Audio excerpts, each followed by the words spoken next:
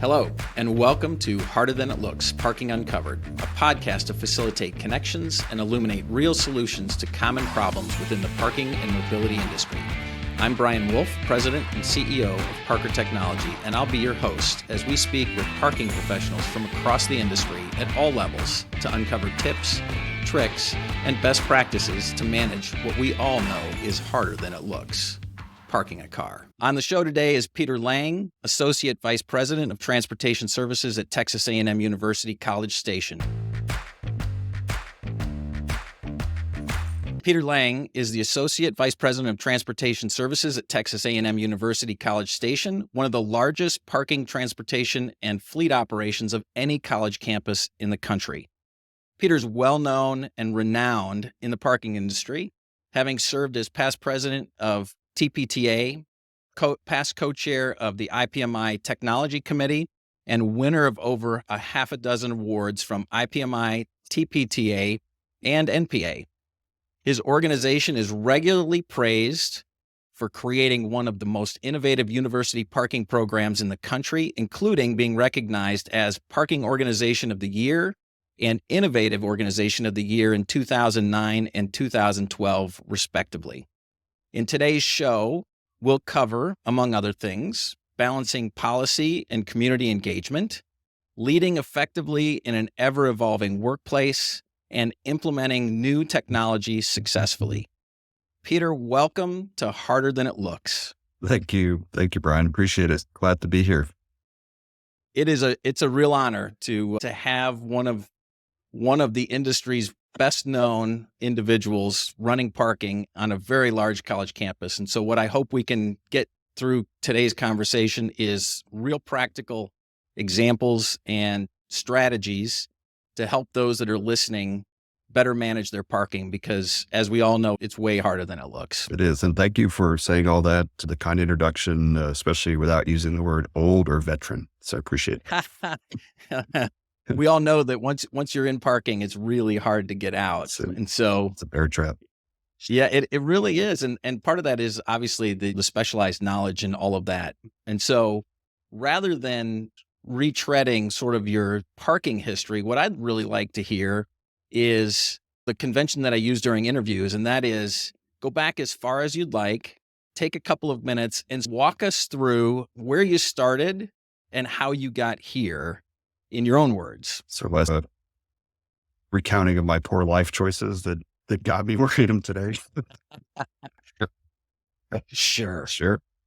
So starting off in the space about 28 years ago or so, I worked at the Atlanta Regional Commission in Atlanta, Georgia, the overarching planning organization for the 13 metro counties plus the non-attainment area that was there. And I worked actually was doing IT stuff, and then started working for the Commute Options program that was under the umbrella agency called Commute Connections. And actually worked with a couple industry luminaries there as well. Brian Shaw was there at the same time. Stanford guy at the same time. Yeah. That I was. And so we did cool stuff with ride matching, and I handled the IT stuff, went out and found a new regional ride matching software for them, moved away from a mainframe kind of process. And the guys like Brian were these outreach people or planning people. And so they would go out to the community and talk to big employers, and we would do the ride match stuff. And then one of the guys that was there, his name was Kurt Newfang, that did that outreach stuff. One of his customers was Georgia Tech. And he was outreaching with Georgia Tech, and he outreached so much that they offered him a job to come down and start up their first shuttle operations. And so that was in, like 1999 or so. And once he got there, he started pinging on me, hey, we need that same kind of stuff down here. We need that same kind of stuff down there.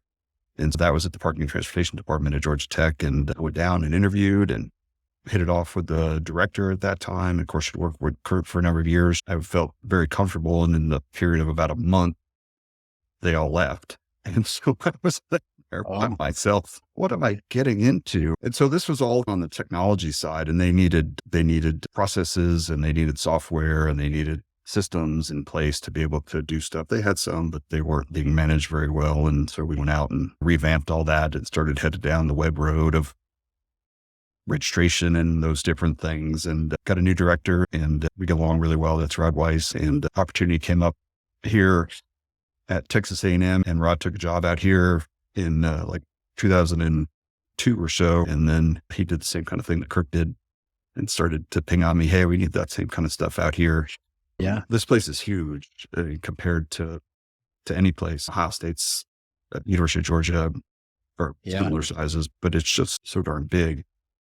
Yep. It's hard to wrap your hands around sometimes. And they came out and interviewed and met the crew and said, hey, Texas seems pretty cool. So I've been here a few days short of 20 years now. And I think I was probably an associate director when I got here. And as the organization grew and I grew, and when Rod retired and took over as department head, and then have got a couple of promotions since then to rise to that lofty associate vice president title. That's awesome. So give us a little sense for the size and scale of the operation that you're running. Yeah, that's one of the interesting things about this operation. And it's just everything from the size of our operation, transit 96 buses, about 125,000 hours of service. We run about 1,000 hours of service every day. It takes about 275, 300 drivers to be able to do that. We do our own training, our own testing. We have a fleet that we're responsible for 600 vehicles. On the parking side, we have an inventory of over 36,000 parking spaces, seven structures. The student bodies, 70,000 now. There's 10,000 faculty and staff. We have another community college in town that has 10,000 students, and it's just big. Stadium, 110,000, football games, basketball games, another 12,000 seat arena, baseball with a 5,000 seat venue. It's just, everything is just bigger, and not just being bigger in Texas kind of thing, but we'll host a basketball game the same day that we have 3 other events going on West Campus. Right. And we have the inventory to be able to handle that. And people struggle a little bit handling a 5,000 seat arena, and we'll have multiple events going on the same day or the same weekend on 2 sides of campus, and not even know that one side's affecting the other at all. It's just amazing. And then it's a college town. It's maybe more like Bloomington from where you all are. Or I like to get to Athens sometimes, or Clemson, or Auburn, or different college town, things like that. That it's just not Indianapolis, not Atlanta, it's not Houston, Austin, Dallas, or San Antonio. It is a college town, and we, for example, on a game day with the population that's here for a game, we become one of the largest downtowns in the state for Saturdays. Yeah, for sure. No interstates.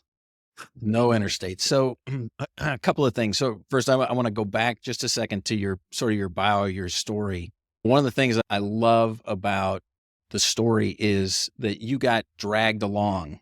So I talk a lot about when we're hiring folks, I'd prefer not to take a rifle shot when I'm hiring somebody. I want to see the work before I actually hire the work. And so when I ask people to tell me their stories, I'm listening for things like, hey, Rod called me up after I'd worked with him and he said, hey, we need what you do here. Or Joe called me up and dragged me along, because now through a proxy, I know that someone else, whether I know them or not, I know that you did great work and you got pulled along. And so one of the tips and tricks that I always like to talk about is when you work with somebody, you trust them, you see their work, and you drag them along, that's usually a pretty good sign that they're a great employee. Yeah. So clearly you were a great employee and you got dragged along. Or tricked, one or the other. Maybe in the first case you got tricked because they all launched. But the second one I was pretty, after 4 years at Georgia Tech, I had a pretty good idea what I was getting into, and did it anyway. Yeah, that's fabulous. And then as you were talking about all of the operations, I wonder how you cope with the front line or the manpower to be able to manage so many people, the huge influx coming in, and then the multiple events coming in. I have to imagine you have to swell your ranks and then shrink your ranks, or how do you do that? No, that's a good question. So when we total number of people on our payroll, so the total department budget's about $50 million budget, parking, transit, and fleet. And we have Yeah. about 500 people on payroll. There's about 200 of those are budgeted. And then the rest of them are a combination of student workers and wage workers. And and that's pretty steady through the semesters, those numbers. And there's a big chunk of those that are the wage worker that we use for events in our special event group. And so we really tap into our cadre of student workers to do that surge. I mentioned transit has almost 275, 300 drivers, and we're running just about everything on a game day. So it takes about 100 drivers, but that still leaves me another 175 drivers that I don't need driving. And we tap in hard to that group for our game day operations. Game day operations takes about 100 lot attendants or cashiers. Some are not dealing with money at all, and some are just Right. dealing with prepaid stuff and things like that. But we really tap into that group. It takes core wage workers in order to provide that consistency, and then filling in with the student workers. And that's really been one of our keys to success from a staffing perspective, is to really tap into that student market. Now, with that said, there are some challenges with getting folks to work. And so we have really pushed on that special event wage in order to incentivize folks to work. And so I think last year for football, we were at about $18 an hour. We'll be at $20 an hour this year, which in College Station is Yeah, that's a real, it's pretty good. that's real money. Yep. Drivers, when they start driving, are at $13.50. So and only about a third of them make that. 2/3 of them have gotten increases over time. But so it's attention getting, and it does help with those staffing issues on a game day. It's a long day. It's a hard day. Typically, Yes. the entire football season's hot except for the last 2 games. Texas hot, and Yes. so they're long, challenging days. But that's our secret sauce is that cadre of student workers to be able to make it happen. Yep. Okay. So wage is one thing, but culture and environment is another. And we all know that the millennial student population is challenging to motivate, right? They want purpose. They want to be a part of something bigger. And so you might just share with us how you get to that element of motivating these students to come to work and be effective. But you're absolutely right. And I think we are fortunate here at A&M. There's a overarching sense of a belonging to the university, people that especially our wage workers that want to work for the university. And so that's part of it as well. But it's funny from the student worker side, right? Because that's where we need to pull our biggest group of people from. The wage is a big part of that, but it's funny. There's a fair amount of apprehension about working on game days, from what they have to do and who they have to deal with, and where they have to be, and if they have to handle money, or if they're using handheld to redeem something, or if they're just not familiar in general. They're used to being able to answer questions about what they're doing, and now they don't, and things like that. We spent a lot of time ahead of time through the recruiting process. We've got some videos and things like that where talk about what they're doing on game day, and that this face of the organization, the face of the university, they get to say howdy to everybody. They get this really cool reflective vest. They get from a belly bag to chairs and canopies and breakfast, lunch, dinner, if the day goes all that long, snacks and sodas and coolers and supervisors and tons of touch points. Everybody's got a radio. You're not out there on your own. And we try to let them know that they're part of the first impression that somebody has of coming to campus for a game day. And we get secret shopped. Athletics has a venue shopper every year, and we generally get really positive marks about those interactions. We run even though it might be a 12th man, that's our foundation donor athletic lot stuff, and they take about 10,000 spaces on game day, but we manage all that stuff for them. We're the attendants that are out there. And so we're encourage everybody to wear maroon underneath their high vis vests or their hat or whatever they want to what they want to do, and so that they are, get into it with their greetings and their smiling faces and things like that. And so it's all those things that kind of layer upon one another to convince somebody to work on Yeah. 7 Saturdays a year. Yeah. So I heard a couple of things that I think really stuck out. So the first is sharing with them what to expect. I know that's been a big thing for my kids. Like the ability to what's coming next. What there's anxiety about what am I going to see? What am I going to encounter?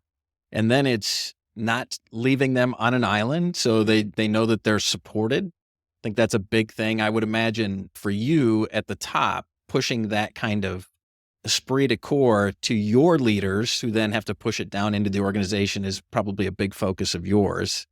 And then ultimately all of hey, we're going to feed you. We're going to pay you. We're going to feed you.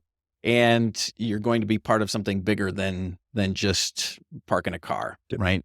No, absolutely. And then there's a large supervisory structure that's out there too. So it's not just we're probably selling 20 with the RBs and stuff, 25, 30, 28,000 spaces or something like that we'll probably utilize on a game day. And so we takes a big campus left, right, hard to get back and forth. And so carve up the campus with different supervisory sections and things like that. So it's not, you see a supervisor in the morning when you check in, and then we'll see somebody in 6 hours. The supervisors are out there in their vehicles making constant loops and floaters to be able to get breaks and all those things.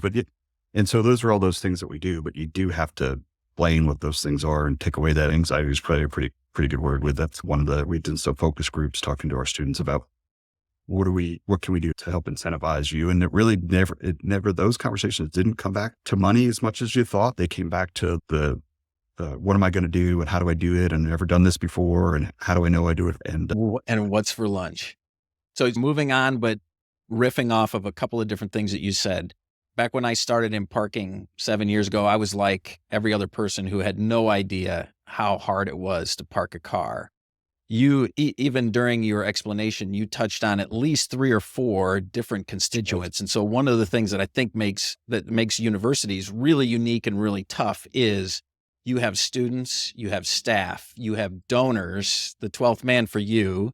And then you've got all of these visitors who all they're trying to do is park the car and get to the football field. So the question is, how do you manage that complexity? What's the secret sauce around being able to figure out how to serve each of those folks? Because I know you talked about the balance of policy and then community engagement. Right. So have you found a mix that works, you think? I like to think so, but at a university campus, when you have 70,000 students and 10,000 faculty staff, you've got 80,000 parking experts. So you do have to stay humble.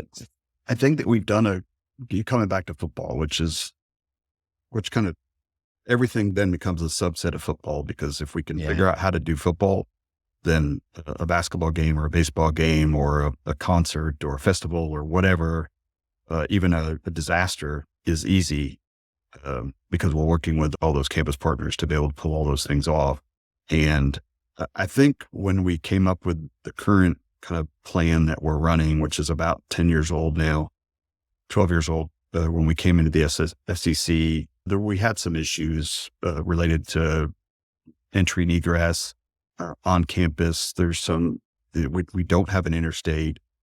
We're dealing with city roads around. We did a pretty good job of getting people out of the lots, and then things would stop. We weren't pushing them through the city very well. And so we partnered with TTI, Texas A&M Transportation Institute, Dr. Tim Lomax, and put together a really comprehensive plan that really focused on the piece that we're missing, which was that community engagement piece, because we needed to do some very different things in the community. We needed to close some things. We needed to change signal timing. We needed to have contra lanes on roads that weren't set up to have contra lanes. And we needed to close exits or routes or things like that weren't normally closed in order to be able to flush campus and push people out as far and as quickly as they wanted to go. We are in that Texas triangle, Dallas and Houston and San Antonio and Austin. And so we're right in the middle, and we got to scatter people back to those on the Right. 3 points of the triangle. And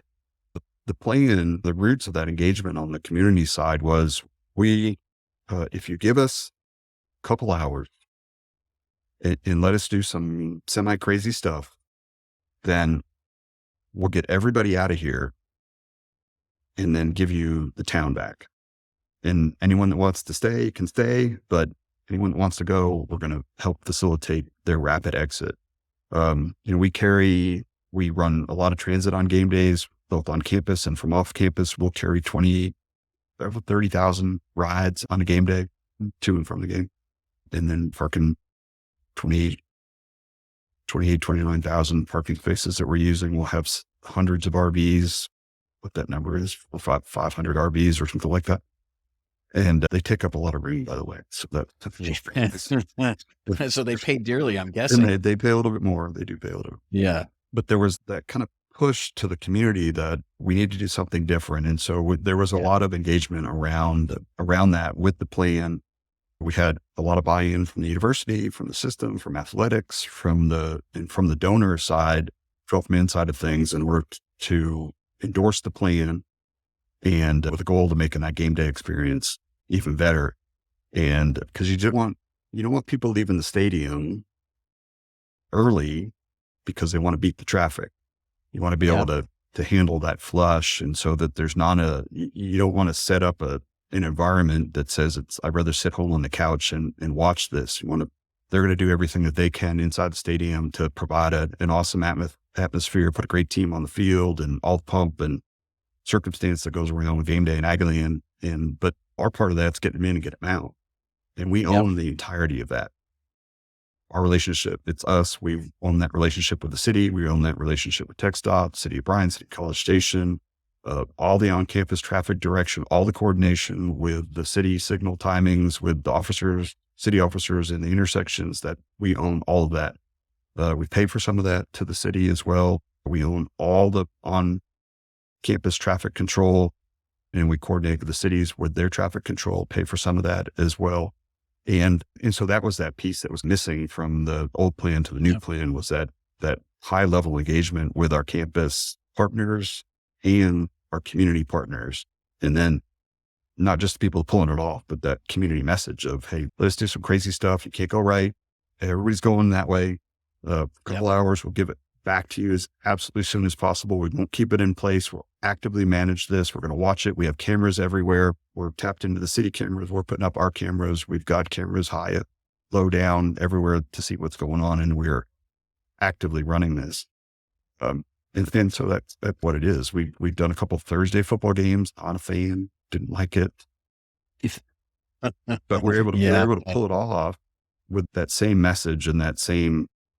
Maybe the first time we pulled it off too well because we ended up doing 2 years in a row and was like, should have messed that up a little bit more. But and we didn't cancel class and we're able to have that football game. But it came back to that group of partners and the buy-in to the plan, the comprehensive nature of the plan, the buy-in that was there. Yep. So again, I heard a couple of really important things. Obviously, you've spent a lot of time communicating, but obviously you built the plan, but then you communicated the heck out of it. I've seen over and over again, great parking operations spend an inordinate amount of time communicating the plan and getting buy-in. Sometimes it works better than others, but you clearly did that. And then as a sort of a transition, you've also clearly deployed a lot of technology to help you with eyes in the sky and all of that. And I wonder, one of the other big bullet points, and now I understand from your background how you see the world from an IT perspective, but you're a bit rare in that IT has a reputation for being less friendly or less engaging. You certainly have that side of it too, which is probably a testament to why you've gotten to where you are. But tell us about your philosophy around the technology and how to use the technology, how to choose technology. And then the hardest part sometimes is about timing. When do you put it in? Why are you putting it in? And then balancing cost with the opportunity to get it wrong. Sure. And remember, I confessed that I couldn't get a microphone to hook up to my laptop. So my skills in the area have waned over the last 20 plus years. But I think the philosophically, it's important to I keep my toes in it enough. So either from a reading perspective, or non-parking technical stuff that I might read, just the break room conversations with the IT guys about what's going on. Obviously, from a budget perspective, it's significant.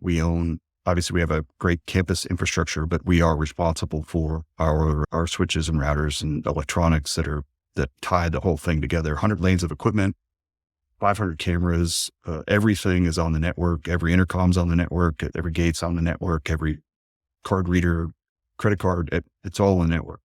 Every handheld, everything's connected. And so we have a big infrastructure behind that, so that you can't avoid the IT guys because it's always, hey, we need to upgrade this, or where's the money for that? So we do have a lot of conversations that are around that. And I think the other thing too is that over the years, we maybe to a fault, but because of where we are, the closest city is Houston. It's 90 minutes away. We've had a pretty long history of being self-reliant because vendors are so far away. This would be more on the equipment side of things than on a networking infrastructure or anything like that, but from a perspective. And so we've been pretty self-reliant. And so I do have a big IT staff, and I do have a big PEP group as well to support the gates, the intercoms, and the cameras and pay stations and everything that's out there. But we move more and more of our applications to the cloud. We've tried to standardize some of our homegrown things to make sure that we're looking for things that are off the shelf. We're one of T2's larger customers, and we were one of the biggest at the time that had not moved from self-hosted to their hosted environment, and did that a few years ago, and pretty darn big lift and shift, and pushed them hard too, because we had some sort of non-negotiables and things that we had done that we were not going to undo. We just could not lose some functionality that we had. And so we had a lot of, big conversations around, could we move something to the cloud that was near your cloud that could facilitate doing things in a different way? And so they've been a great partner of ours for years. And we had those conversations, and we're able to get there and get everything up in their hosted environment. But generally speaking, I was in on those conversations, right? I don't know all necessarily the bits and bytes of those things, but I know enough to be really dangerous at this point. Yeah. When somebody says we can't do something, then I really want to dig into why we can't do that. And typically it's not a technological thing. It's more of either a policy or a philosophy, or it's hard, or it might be expensive. That's not a good thing to tell me. That's not a good thing. It costs a little bit more. That's not a reason not to try to go in a direction. And I think that keeping my toes in it enough to be able to push back and ask those questions and not accept necessarily no for an answer. But, and the other part of that is just keeping really plugged in with the industry, right? So from going to IPMI to PTA or CPTA and the conferences and networking and watching the listservs and things like that, to talking to our vendors to know what's going on out there, what other people are doing. And when somebody says we can't do that, let's say, hey, but Arizona State's doing that. Why can't we do it? And I don't know anything about what they're doing or how they're doing it, but I know they're doing it. So let's go and find out, and let's have a conversation around what's working or what's not working. And let's try to push it. We're not afraid to push the industry. We're not afraid to push on our vendors. We're not afraid to write an RFP that tries to move the needle for things. I can jump around a lot on different things. And your question had six things in there. Bring me back. Bring me back to a couple more of them. Yeah, no, that's one of the things I have to probably get better at. Give you one thing to focus on. For me, so you touched on a couple of different things. What I heard was connect everything. So set up equipment that you can touch through the network. You own your network, which is interesting because that's probably pretty unique in a university setting. My experience is I'm struggling with a couple of prospects right now where the university owns the network, and it's tough. And I get it. But then the other aspect that I think is really important is the timing. So when do you decide to go to take the next leap? Like because being too early is hard. And pushing vendors is one thing, but if you get them too far outside of what they're doing, you risk being on the bleeding edge, really. Let me use maybe our pre-par our prepaid parking journey is a little bit of as an example or case study or story about what we're working on. And so we've been doing prepaid parking for a number of years. We've had a couple vendors through the process. Perk Mobile's our vendor now, and it's working well. And the interesting thing here is that the only time we have an event that demand outstrips supply is football. Everything else, we have plenty of room, right? So that I need a place to park. How do I know I'm going to have a place to park? The only event that happens is football. Now, with the other events, we can stratify and maybe get closer or some different things like that. But we're never going to run out. It's just never going to happen. That journey toward prepay really focused on football. And so we like moving that credit card transaction off of us into somebody else's realm. Getting away from cash. Obviously with prepay, it's the gift card of parking. The redemption's not 100%. Right. Cool. And, but when you don't have this supply demand issue with smaller events, then it's hard to push people there because they know they can just drive up and pay $5 or $10 or $20, whatever we're charging. And even on football, we don't fill up everything. We have capacity. And they can just roll up and give us $20 or $25 to park on game day. So using that prepay as that gateway to a stratified parking and different rates that could go along with that. And then so that kind of gets us back to the credit cards and using technology in the field on game day. So game day, how big the crowd is and extra people that come just to tailgate, the cell network on campus goes out to lunch. Yeah. They do a good job inside the stadium. They can offload everybody onto a Wi-Fi network inside the stadium, but outside the stadium, the cell phone network just dives. And so we were never taking credit cards in the field. So back before point-to-point encryption, so P2P, PCI stuff, then running that on Wi-Fi was not something that we're going to be able to get through from a PCI perspective. And so running it on cellular, not a problem. And so we could run it for all the other events, but then we had this inconsistency. But I was here for basketball. We have overlap in November, and you have here for basketball and you took my credit card, but you're not taking it for football. And so we really had a conscious effort around trying not to mix those things. And so we were really waiting for the industry to get in a better place when it came to handheld credit card security, because we really needed to be able to offload in order to be consistent between football, where we had a problem, and every other event. We really needed to be able to offload that traffic onto a private Wi-Fi network. And so we built our own private Wi-Fi network, partly in anticipation of the 12th man going digital with their parking, but for us to be able to redeem that prepaid in the field. And we are, it looks like just now, going to be at the point where we have a handheld device in the field for this football season to be able to take credit cards for that drive up. Still have prepay, but start a really big push away from cash. We still have a lot of people that pay with cash and like to pay with cash. And that was our only option that we gave them, but it just took a while for that technology to be able to, from a security perspective and the latency and all the other things that kind of go along with that, for us to be able to handle. We take that one step further, and our IT team's great, and the university's pushing forward with some things. And so it looks like we're going to have a dedicated 5G network on campus this year, and we'll be able to use that on game days, a private 5G network.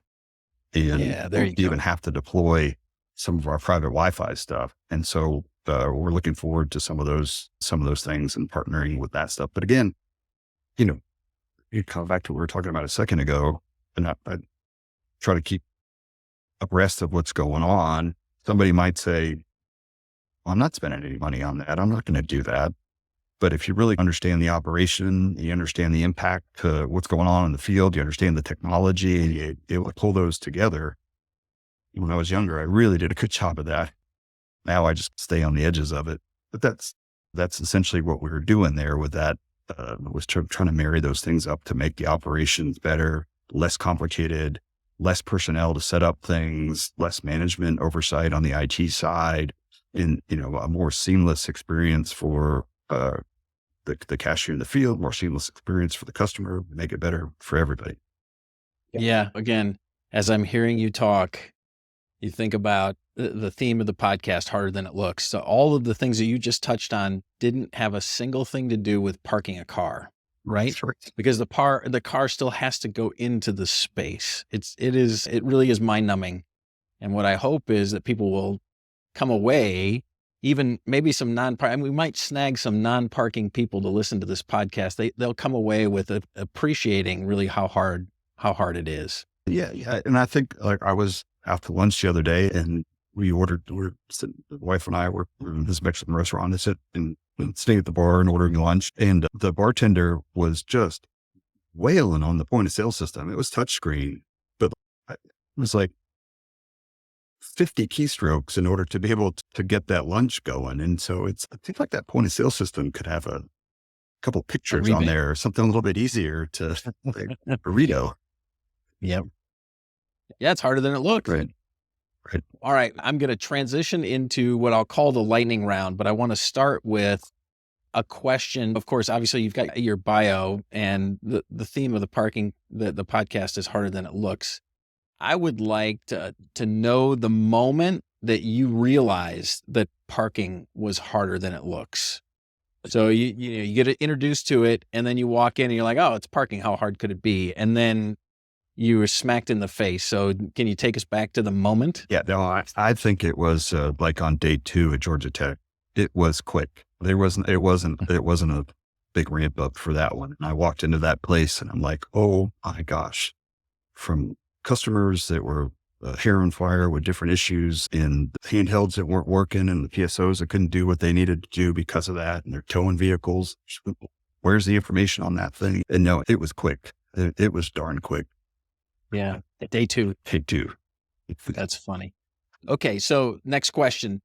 If someone around the campus that knows you, it's parking, utters a phrase there and somebody says, oh, that's Peter Lange. What is the phrase that you are known for? So somebody will repeat you and they'll be like, oh, that came from Peter Lange. I think we do a good job around trying to find solutions. And so we've done a really good job over the last 10, 15 years or so, 20 years to embed ourselves in the campus community as a solution provider. And so we get weird stuff. We get really weird stuff.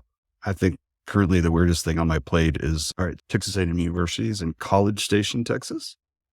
The town got its name from the train station that brought students to the university, which was here in 1876. And so when you came up, you got off at the College Station, which was adjacent to campus. And 50 years later, when they incorporated the town, or 60 years later, then we ended up with College Station. So we have a train, Union Pacific rail line that runs through campus and multiple crossings. We have a couple of grade separations, but we have a project now called the Quiet Zone Project in order to make the train stop blowing its whistles at those crossings, just from a quality of life perspective on campus. Yeah. We've got classroom buildings and dorms and stadiums all adjacent to it. And so when you've got 15 or 20 trains coming through a day, it's pretty impactful. But we are, I think we're almost 4 years into this Quiet Zone project in order to get the Quiet Zone established, from all the construction, all the railroad agreements, all the agreements with TxDOT and the cities and the Federal Rail Administration.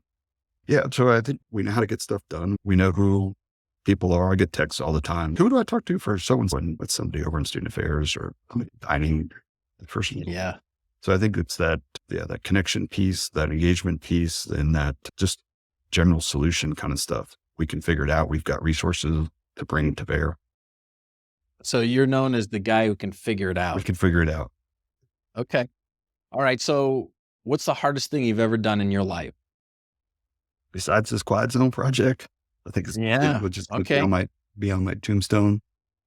Just moving here was something else. To pick up a family. Our son was 2 at the time. My wife had a successful career was in the home building business in Atlanta. And so it was a big jump. We moved away from family and friends in Atlanta and didn't know anybody at all here except for Rod. And so that was hard, right? That was a kind of a real professional gamble to do that. It worked out, but Yeah. Worked out great. it was hard. And our son graduated from here a couple weeks ago. Oh, congratulations. That's fabulous. All right. So what's the hardest thing about your job in parking today? And it's probably all the non-parking stuff, right? I think the daily parking piece is the kind of daily blocking and tackling kind of stuff. We're really Yeah. good at it, I think. Yeah. We have a great team. Debbie Lawler, Madeline Dillard, Ken Kimball, my exec team. And we just, they all three of them have been here longer than I have. Our assistant directors have all been here longer than I have. And so we've just got a great crew that has really bought into our philosophy and our strategy. And so that part of it is pretty easy. It's the higher ed politics, university politics, local politics.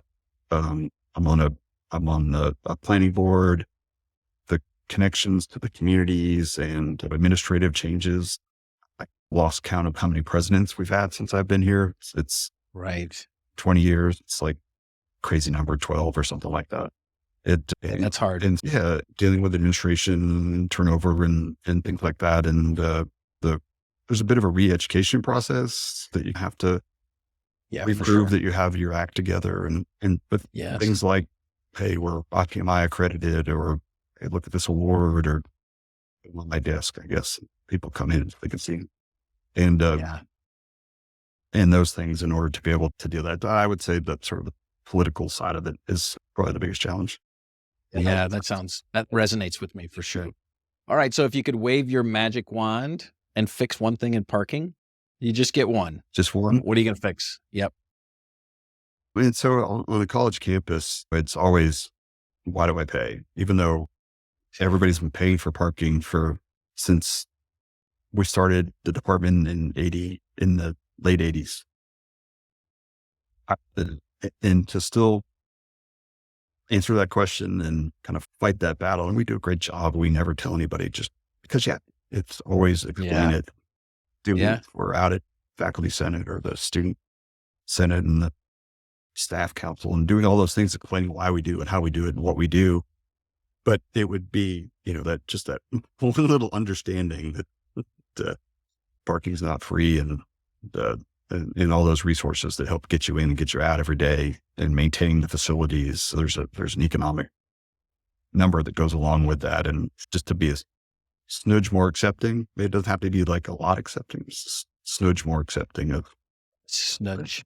I can tell you that is absolutely one of the misconceptions that I had, that you just put up a parking garage and start printing money in the basement. And I now know that's absolutely not true. There's people and there's maintenance and there's lots of expense, not to mention taxes, right? It's sitting on land, all those interesting things. All right. So when you're not parking cars, your son just graduated, Yep. You've got some free time probably now. What do you do when in your spare time? And he's actually going to go to grad school here, so he'll be around for a couple more years. So Okay, that's good. keep him close for a little bit longer. And Nice. then, but it's a little bit of a transition. He was a competitive wake surfer for a number of years, just way up through the competitive wake surfing sport. And so we had one of those big wake boats and went all over the country for competitions and things like that. And he aged out a little bit and decided he didn't want to do anymore. And so he sold the boat last year. And that was like a every weekend thing from Wow. March through November kind of thing. And so that was a big change for us. Never realized how much spent on boat gas. That was a big number. It was a giant number. Yeah. Okay, so that sounds a lot like my baseball experience with my son. If you're doing a traveling game, then Yeah. it's going to be something similar. But we'd go all over the country to be able to do that.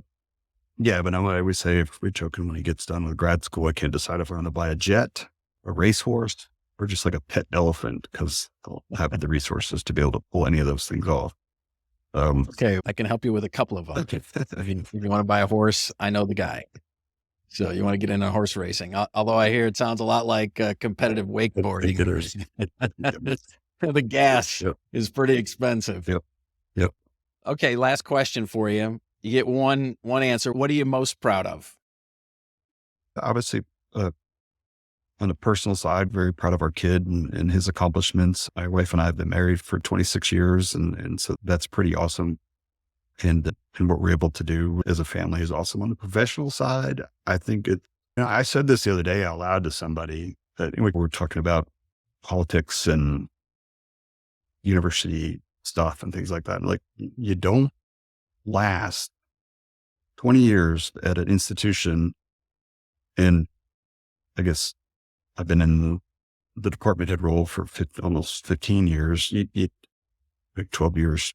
You don't last that long anymore. You just don't see that kind of tenure in our industry, especially in a university environment, especially when the administration is turning. And so I'm proud that we've been able to navigate that and to continue to raise the bar on campus, to raise the bar in the industry, to push the industry to be recognized. Our staffs won all kinds of awards on campus. They just do such a great job, and to be able to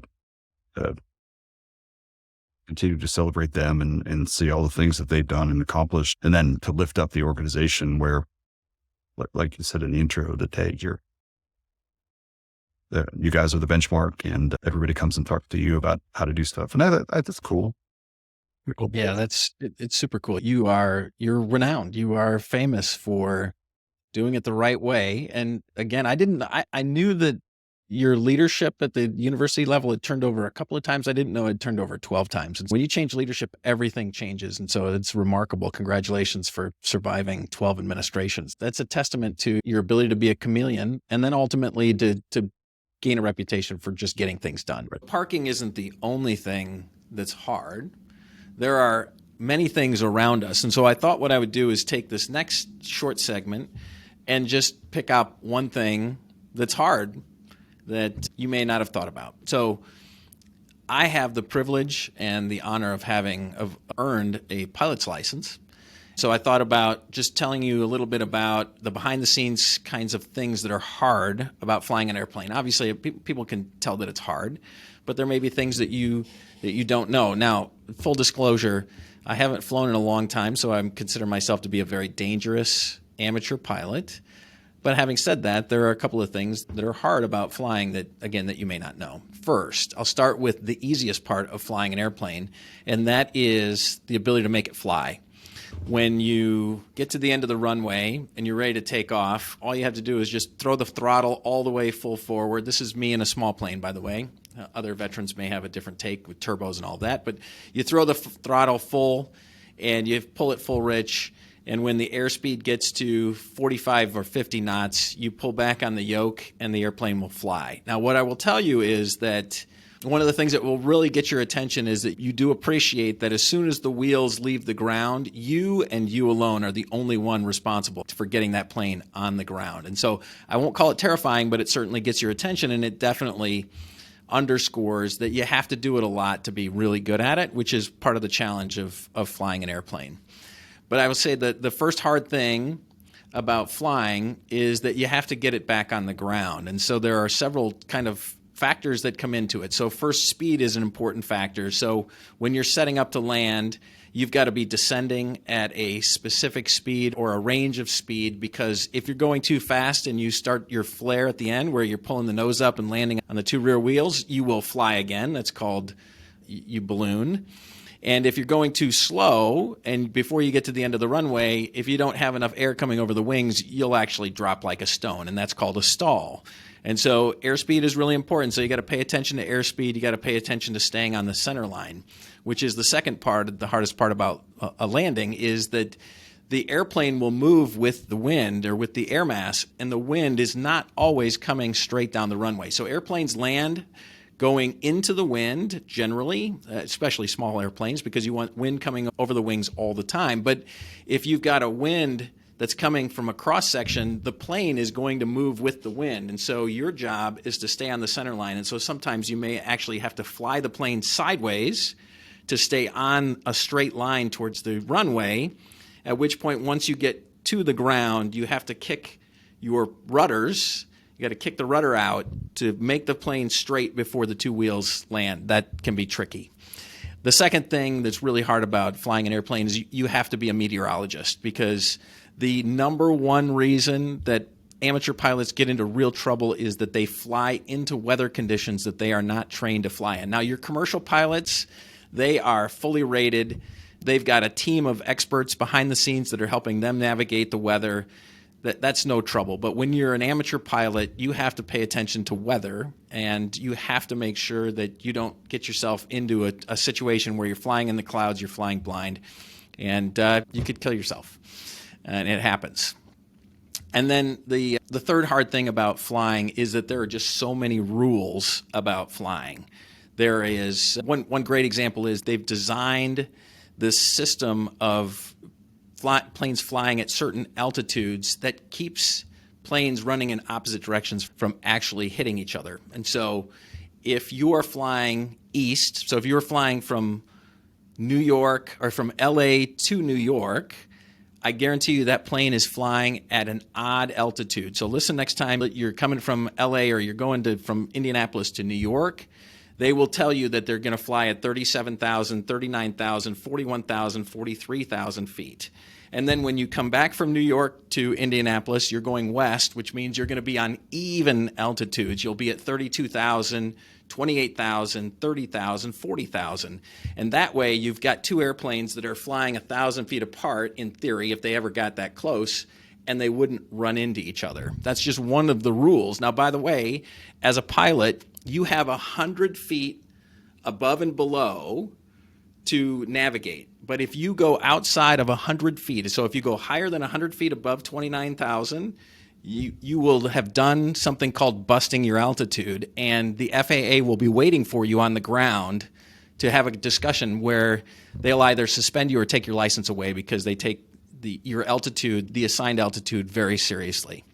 And then one of the other rules that's really interesting is there is restricted airspace around certain events or venues or capitals or cities. And so, like, the White House has restricted airspace around it probably all the way to infinity, where a small plane without permission cannot fly closer than probably 5 miles or 10 miles around the White House without, and if you got into that restricted airspace, you would, especially around the Capitol or around White House, you would be met by F-16s who would be happy to make contact with you and escort you to the ground or shoot you down to the ground, right? But Lucas Oil Stadium during a football, in Indianapolis Motor Speedway during a race, they have restricted airspace. And so as a private pilot, you have to know where you can and can't fly. And it's up to you to know that, because if you bust those restrictions, then you're going to lose your license. So those are just a couple of the things that make flying maybe a little bit harder than you would have imagined. And I had the great privilege of flying airplanes for a long time, but I realized that you have to do it a lot in order to be safe. And so I've chosen to go commercial. Thanks. Another common challenge right now for many business leaders, specifically in parking, is finding and retaining good talent, especially frontline staff. So with me today is Linda Black, one of our star-studded Indianapolis-based call center managers. And she's with me today to discuss how she handles some of these hurdles. Linda, welcome to Harder Than It Looks. Thank you. Thank you. Before we wrap up this entire episode, I thought we could take a minute or two and just pick your brain about some of the ways, the tips and tricks that you use to find good people and then motivate them. I have 3 questions. Okay. And let's just run through them and give us your thoughts. The first question is, what have you found to be the most effective way or ways of finding frontline staff? Right now, we are really tuning in on the issues that are currently presented to us in the call center. One of the biggest issues that we're currently dealing with is attendance. From beginning to end, we stress attendance in our phone interviews when we're talking to candidates. We have motivators in line for the attendance program, but we are just constantly trying to make sure that we're making them aware of the attendance issues. Anything else we're able to address. We can help with their learning. We can help with them getting up to speed on how to handle the calls by providing that feedback, that constant feedback for them. But right now, it's just making sure that we're being very clear and upfront, transparent on the phone interviews when we're talking to candidates, and just making sure that they understand if they have an attendance issue, this probably is not the job for them because we have to have people in the seat to be able to take care of our customers. That's great. So, okay, so I happen to know a couple of the other tips and tricks, and you can nod your head or you can expound upon them. So the first one is feels a little bit tough at first, but I have seen instances where you and your other managers have actually asked candidates not even to show up if they try and reschedule an interview. Right. Is that true? That is correct. Yeah. Yeah. That is, I'm sure what you've seen is you probably pushed through, you probably allowed them to change it, and then they became an absentee problem or a Correct. call off problem because they showed us their true colors from the get-go. Is that fair? Absolutely. And Brian, we also do a better job of tracking our candidates now. Anyone that we complete a phone interview with over the telephone, we have their information saved because they always reapply. So we'll know if we had a good phone interview, we'll know if they were a no-call, no-show for the in-person interview, and it allows us to be honest in that moment as well. You had an interview scheduled January 5th of 2023 and we didn't hear from you. Why are you reapplying? So we don't entertain them, but sometimes real life happens, and depending on the response and how they handle that question, we may bring them in if they were a strong phone interview, but it really just depends on their response. The majority of them just, once you call them on that, they don't respond. Yeah. A shortcut, right? They're showing us their true colors. Yes. That's great. Okay, how about question number 2? How do you and your fellow managers, your teammates, keep our CSRs engaged, motivated, and excited to come to work every day? We definitely supply the tools needed to be successful. We have ongoing training with them. We have one-on-ones where we sit with them and make sure that we're going over any issues or concerns that they may have. We definitely try to make fun out of work. We're here a lot of hours out of the day. We have engaged them with food and bribe them with cookies and desserts and things just to keep them engaged. It's not a perfect environment. However, they enjoy being here. They really Yeah. do. We supply constant feedback, so they're aware of opportunities for improvement as well as being rewarded and acknowledged when they're doing well on their calls. Yeah, okay. So that's good. So this concept of feedback, right? Whether it's good or bad, most people, once they've stuck, they want to do a good job. So being able to help them figure out how to do a better job and then catching them do it right and do it well, because again, everybody wants to be recognized. So Yes. that's good. Okay. Third question. So if you could encourage another parking manager regarding staffing, labor challenges, what would you share with them? How would you prop them up if you were? 2 big things that I try to live by is being available. I've always been in positions where I've had management that was available to me, and I think that is huge. They don't want to come looking for help and you're too busy to help. So it's very important that they see you diving in and that they see you taking calls with them when the queue is excessive. So being available and letting them see that nothing that I ask you to do, I would not do myself. Those are the Yeah. 2 that I live. That's good. So that actually bleeds into number 2 a little bit, right?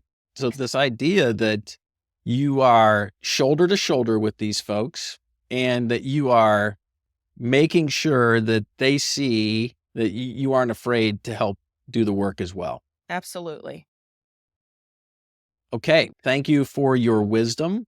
Thank you. And I appreciate all that you do for us here at Parker Technology and your dedication to making sure our frontline teammates are as effective as they can be. Thanks Thank you very for much. the opportunity. I appreciate it. Okay, that's a wrap on this episode of Harder Than It Looks, Parking Uncovered, presented by Parker Technology. Please leave us a review if you liked what you heard. Make sure you tune in next month as we continue to uncover tips, tricks, and best practices to manage what we all know is harder than it looks, parking a car. Bye for now.